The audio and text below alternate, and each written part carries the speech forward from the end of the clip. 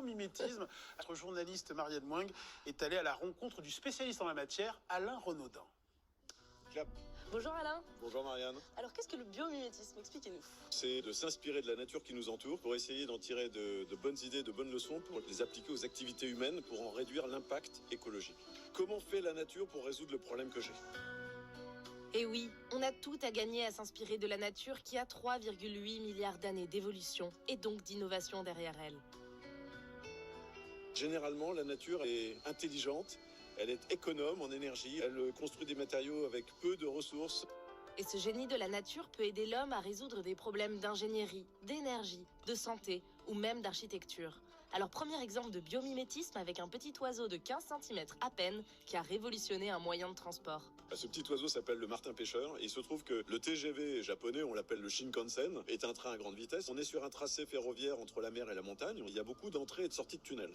Et donc beaucoup d'à-coups parce qu'il y a des changements de pression. Et un jour, dans les années 90, un ingénieur est arrivé. Il était aussi ornithologue. Et il s'est dit, le martin pêcheur passe d'une pression à une autre, de l'air à l'eau, en traversant la surface quasiment sans déflagration. Ce qui fait que le Shinkansen, il a un nez allongé, il mime le bec du martin pêcheur.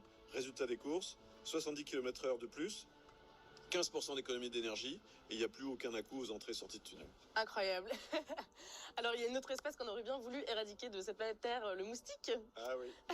mais qui a été très utile à l'homme. Il se trouve que c'est la femelle moustique qui pique. Et ce que vous ressentez, c'est ce qu'elle injecte, c'est une salive urticante, bon appétit. Ce n'est pas la piqûre. Pourquoi ? Parce que la trompe qu'elle utilise pour piquer, elle a une forme particulière qui fait qu'elle est indolore. Et donc des Japonais ont mimé cette forme un peu conique qui en fait des aiguilles totalement indolores. C'est quand même pas mal. Là, on peut dire merci moustique.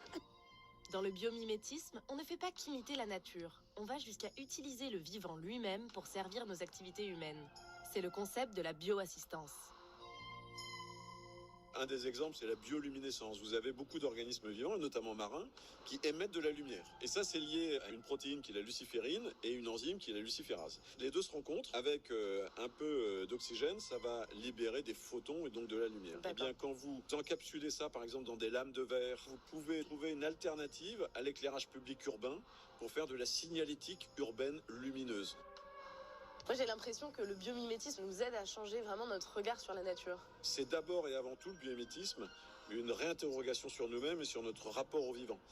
Sur le fait que nous sommes une espèce jeune et que nous sommes une espèce qui n'est pas seule sur Terre, loin de là. Et c'est une bonne nouvelle, c'est-à-dire que tous les autres organismes vivants qui sont autour de nous, d'abord ce sont des compagnons de route de notre avenir, et puis ce sont des muses qui peuvent nous aider à essayer de faire moins de bêtises pour que nous-mêmes en tant qu'humanité, nous vivions mieux et plus longtemps. Merci beaucoup Alain Renaudin. Merci beaucoup.